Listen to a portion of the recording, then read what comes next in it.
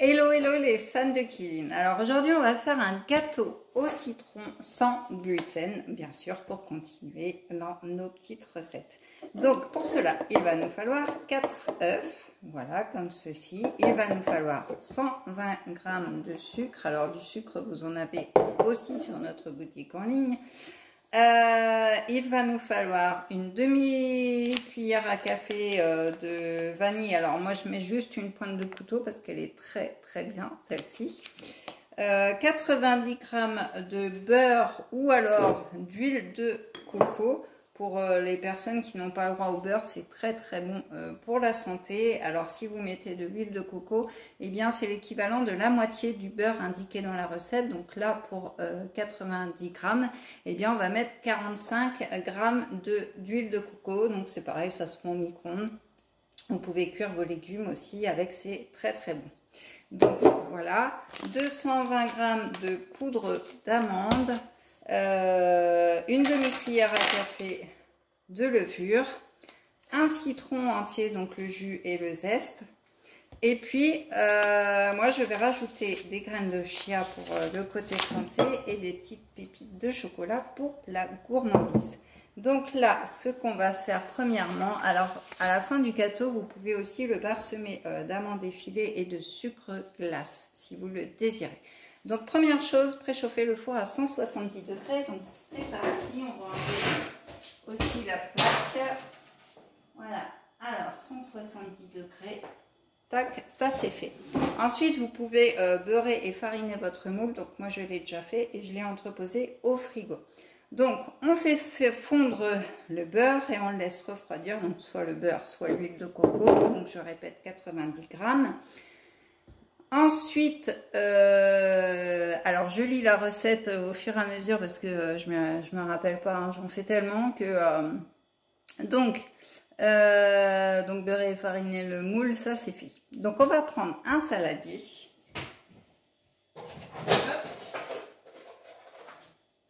Voilà. Et on va séparer donc les blancs des jaunes. Donc aujourd'hui, je vais utiliser mon robot pour monter les blancs comme ça. Alors, on va séparer donc les blancs des jaunes, on a dit. Tac, donc 4 œufs.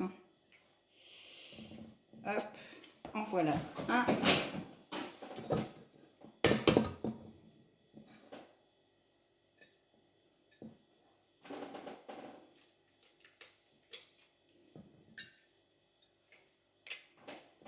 En voilà 2.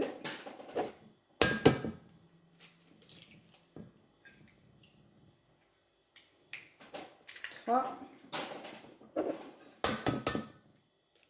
Et 4. Donc là, on va monter les blancs en neige.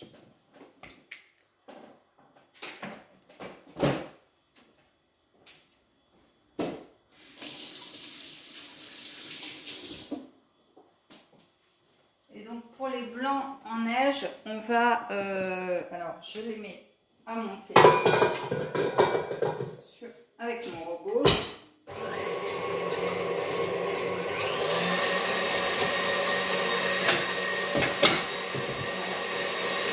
Et donc pour les blancs en neige, on va utiliser la moitié du sucre, donc 60 g.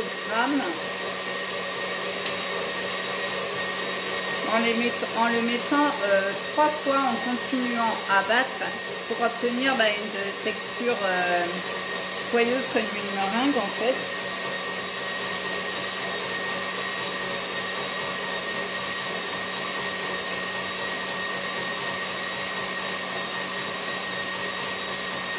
Voilà, donc là j'ai la moitié.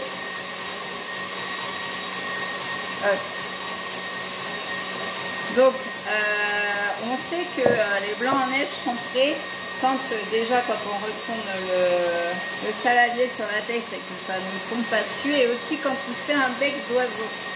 Donc je vais rajouter le sucre. Hop, je vais vous emmener avec moi si vous voulez voir. Voilà, donc là j'ai les blancs. Donc, je rajoute, voilà, encore le sucre. Voilà, ça monte bien et je vais rajouter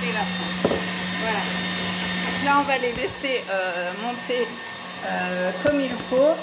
Pendant ce temps, on va mélanger donc, nos jaunes avec le restant de sucre, avec l'extrait de vanille, donc une cuillère, une pointe de couteau, pardon, une cuillère, n'importe quoi. Voilà. Donc vraiment juste la pointe. Voilà.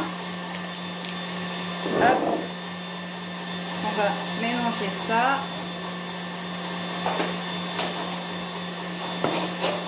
Alors, je n'ai plus de fruits pour mélanger, ça c'est mon femme.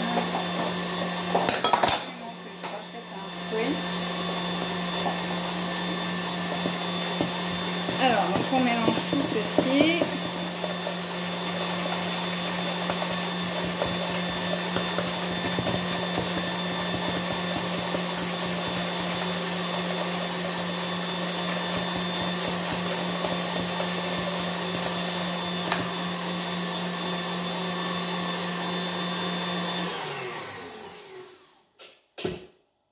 Voilà, donc ma meringue est très très bien. Donc là, je mélange donc mes jaunes d'œufs avec mon sucre, avec ma vanille.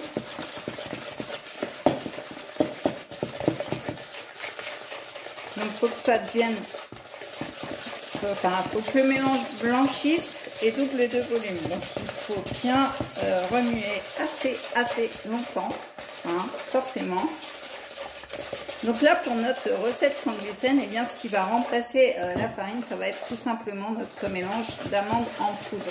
Alors, vous pouvez faire la même chose aussi avec des noisettes en poudre aussi, hein, si vous préférez.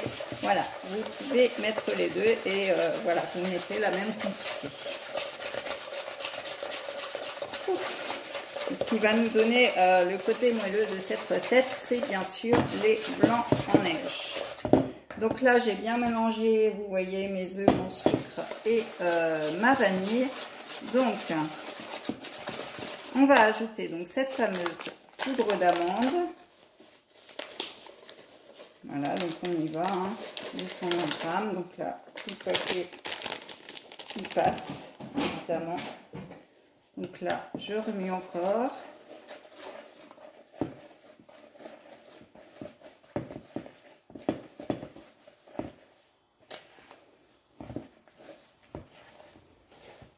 Hop. Ensuite, on va ajouter donc notre levure chimique. Voilà. Donc une demi-cuillère à café. Hein, j'ai fait un petit peu au pif, mais voilà, je connais un petit peu les proportions. Donc on continue à mélanger. On va venir mettre notre jus de citron, bien sûr. Sinon, ce ne serait pas un gâteau au citron, hein, si on n'avait pas notre jus de citron. Donc voilà, alors ce petit ustensile est très pratique, comme vous le voyez, il y a juste à presser et hop, tout le jus sort. Donc ça, c'est vraiment génial.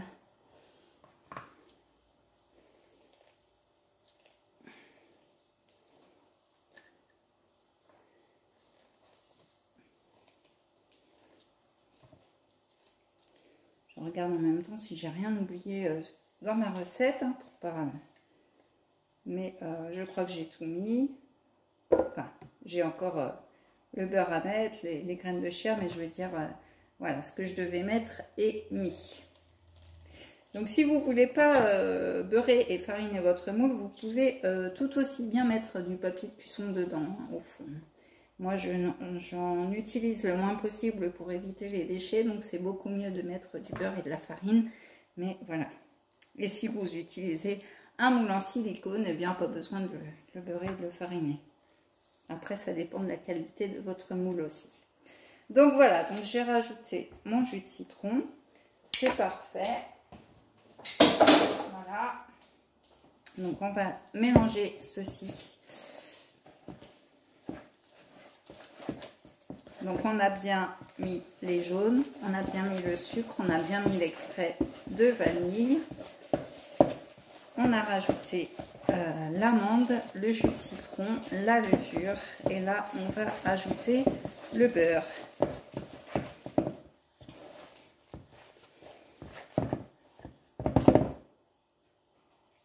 Voilà.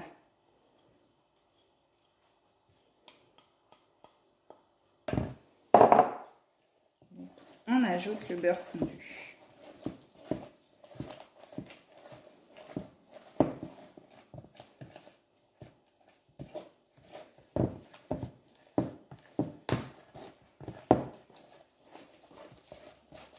Voilà, donc là, on mélange bien.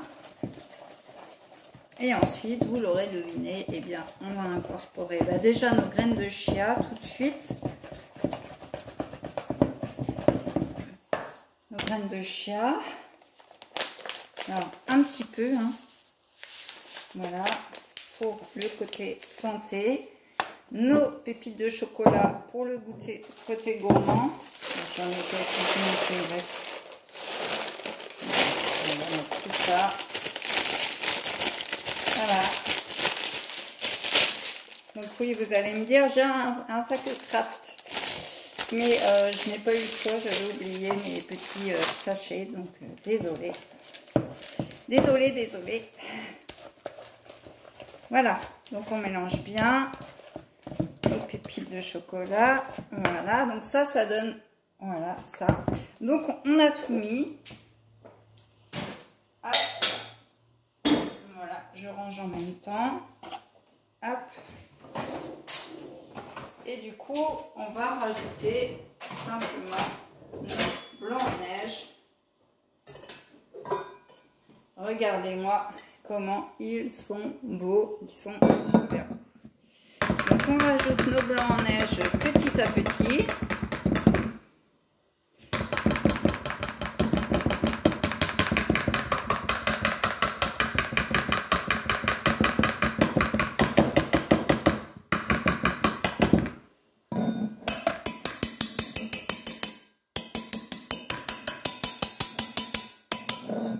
Voilà.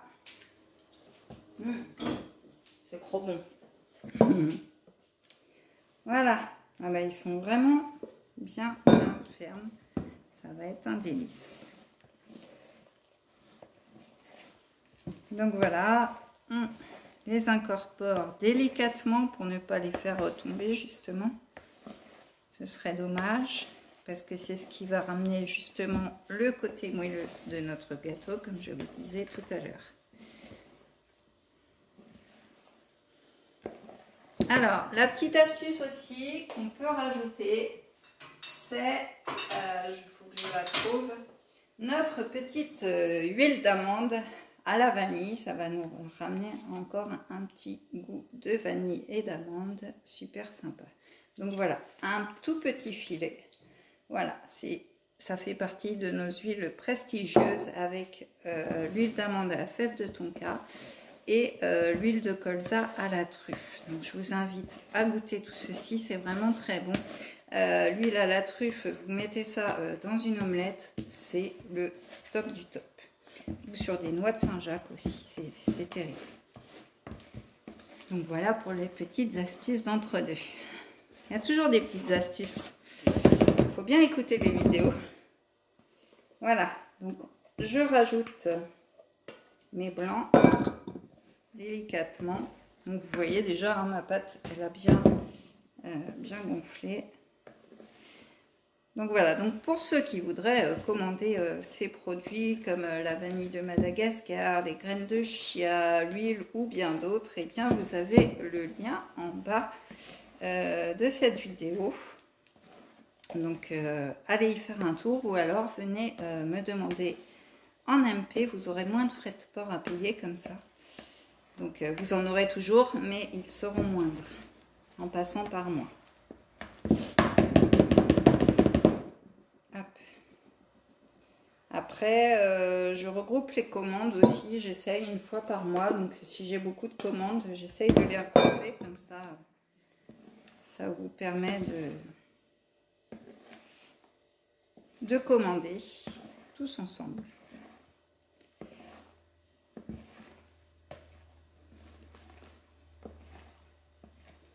Donc voilà, on continue délicatement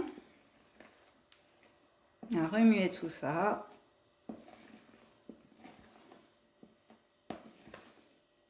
Ce qu'il ne faut pas trop les casser, les blancs, donc c'est vraiment très délicat.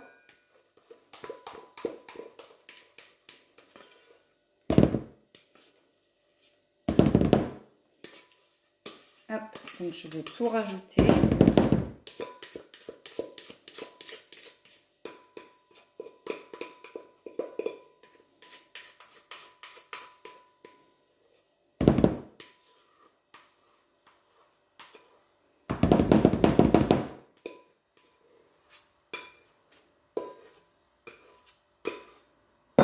Voilà.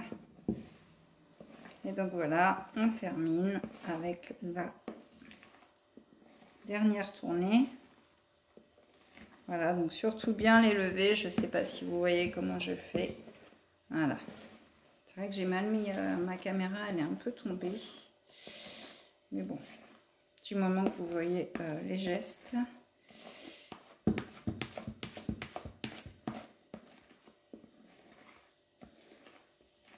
Voilà, donc on est pas mal.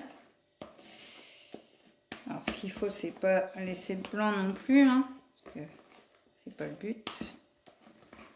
Et voilà, notre pâte est vraiment belle. En plus, elle va lever avec la levure aussi, donc voilà. Donc je vais me laver les mains parce que il faut que j'aille chercher mon moule qui est dans le frigo, bien sûr. Hop, donc je le prends. Alors l'idéal, c'est un moule de 20 ou 24 cm. Donc moi j'ai pris mon moule rectangle, mais vous pouvez le faire dans un rond. Moi mes ronds ils sont un peu trop grands, donc je le fais dans mon rectangle. Ça va être aussi bien.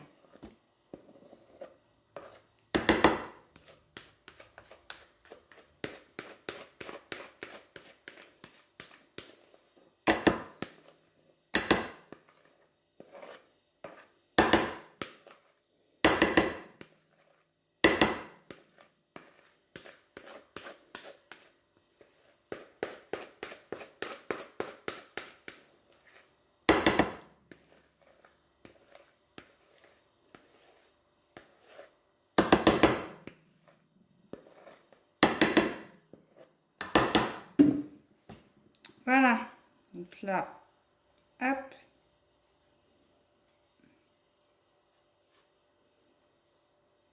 Voilà, je mets bien mon gâteau. Ouais, vous voyez vraiment pas ce que je fais en fait. Je viens de m'en apercevoir, mais c'est pas grave, hein. Je vais vous montrer. Donc voilà le gâteau.